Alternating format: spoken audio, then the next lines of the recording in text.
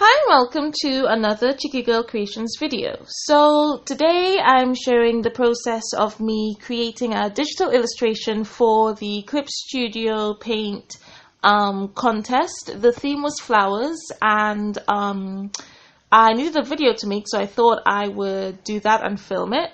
So I'm basing the illustration on a photo I took on a walk with my mum. There was like this house in the distance, and there was kind of like a field in front of it, as you can see. And then there was some branches with flowers on it that was just like framing the house so beautifully that I took a photo. So I thought I would use that because I didn't want to just have flowers. I thought that would be just a bit, I've done that. So I did change a few things up. As you can see, I used the majority of the photo as a base. I grabbed colors from it because I do find trying to kind of mix my own colors digitally is really difficult just because of all the endless colors. I'm never really sure where to start. Traditionally, it's much easier. I just have the paints that I have and then I just work with that. So I use the eyedropper to grab colors, and as you can see throughout the process, I do have another canvas open that I could just put swatches down, and I save that as well. If I have to go back to those colors, and then I'll just kind of draw over the photo and then just do my own thing. So when you see the end, it'll look a lot more whimsical and brighter because that's just kind of my style, and a bit impressionistic because again that's kind of going with my style. I do like impressionism, and I like to make things brighter. And then there's just a couple things I changed, mostly the flowers. I kind of made them into some kind of cherry blossom-esque flowers, because originally it was just these yellow flowers, but I wanted to use pink just so it would stand out. And so I thought I would just kind of say some of the techniques I used. I think the brush is called running watercolor for the whole piece, and then I would have a layer for each element. So a layer for the sky, for the grass, for the trees in the background, for the house, for the big tree, for the branches, for the flowers, for the leaves. I would have an individual layer for each, and then I would just continue painting on that same layer for the tree, because then it'll blend together. It doesn't blend if it's separate layers. And then once I had gotten everything down and I was ready to add highlights and stuff, then I created a layer over each of the other layers and turned those layers onto overlay. And then I would use a light color close to white and then go over that, and that'll just kind of brighten things up, add some highlights. I like to use overlay just because I find that the highlights don't look too stark because it's overlaid over that layer. So you put white over green, it'll look like a light green over pink, pink. So that's what I did. And it was pretty simple, really. It took a little while for me to kind of get it to where I was liking it. Especially the grass took a long time, but basically I just had to dull down the green because it was really bright. And I also had to dull down the tree too because that was just too dark. But I just tried to keep keep the tone slightly different. I didn't want it all to be in the mid-ground, some highlights. And try to not use too many colors. I would try to keep the color palette pretty cohesive. And as well, taking from a photo where the color palette was already there helped with that. And another thing I wanted to say is, if you want to do an illustration like that where you're using a photo as a base, make sure it's your photo. Because I was using my photo, then that's totally fine. But if it's another photo, I would recommend not doing that because that does come into copyright issues. So I thought I would just point that out.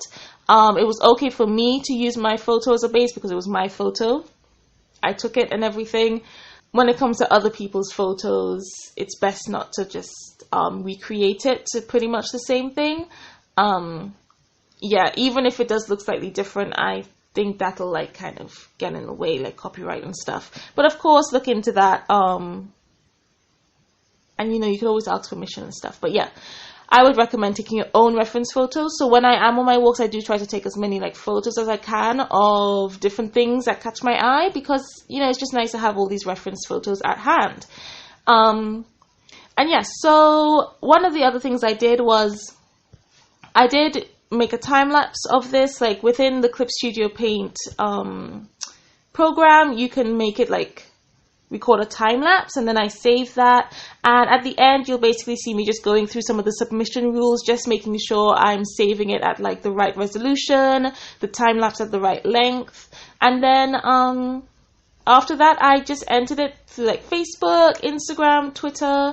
You would have seen that by now if you follow me on my social medias. And yeah, but I was really happy with how it turned out. I thought it looked really pretty. One thing I would say I struggled with the most was the flowers. I was really struggling to get the flowers how I wanted them. I always find it's a little bit difficult to like get that very loose feel with digital. But again, I think that's just like lack of practice. So the more I do digital stuff, the more I'll get used to it. But yeah, I find flowers are pretty tricky. Leaves too. The other stuff was fine, but I find flowers and leaves are really tricky to do digitally. But yeah, I got it to like how I wanted it to, and yeah, I think it looks really cute. But yeah, I think by the time this video is out, there'll still actually be time to enter. I'll put a link down to like the page with all the submission rules if you guys are interested in entering. You don't have to use Clip Studio Paint, which is nice. You can use whatever digital art program you have. You know, I use Clip Studio Paint, so I use that. And yeah, so I'll link that down below if you guys are interested. And let me know, like, if you have entered, and what you think of the piece. So before, like, I end or anything, I just wanted to mention my mixed media workshop, which will be next week Saturday, so 17th of July. It's at Pimcourt's Farm and is a beginner-friendly mixed media workshop, where I'll walk you through creating a mixed media canvas, and then at the end of the class you get to go home with not only your work of art but also an art kit with like some comprehensive tools so you can continue to create at home. All materials are provided, and as well as drinks and lunch, so that's all within the price. It's £75, and the link to book tickets are down below. There's still some spaces left, so please do book if you're interested. Spaces are limited. And yeah, I just wanted to mention that. Oh, and it is for Much Ado Events, and I'll just have all of that linked down below if you guys are interested. And I also wanted to mention that I will be holding a stall tomorrow at the Maidstone Market Local Producers and Craft Market. So if you're in the area, please do come round and have a look, as well as a photo of the workshop info that I'll pop up at some point on the screen. I'll also pop up a photo for the market, but it is from 9 to 2 at Lockmeadow in Maidstone Town Centre. Well, in the Maidstone town, because it's in Lockmeadow. It's not really in the centre. But anyways, I just wanted to mention that.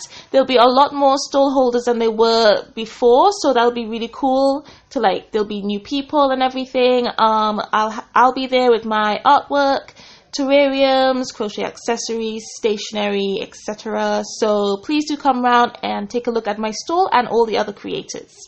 So I don't really think I have anything else to mention. As I said, it was a really simple process. There was just quite a few layers and stuff, but I didn't really change brushes or anything. I like to stick with the same brush so it doesn't get too like crazy, or I don't have to remember what brushes I was using.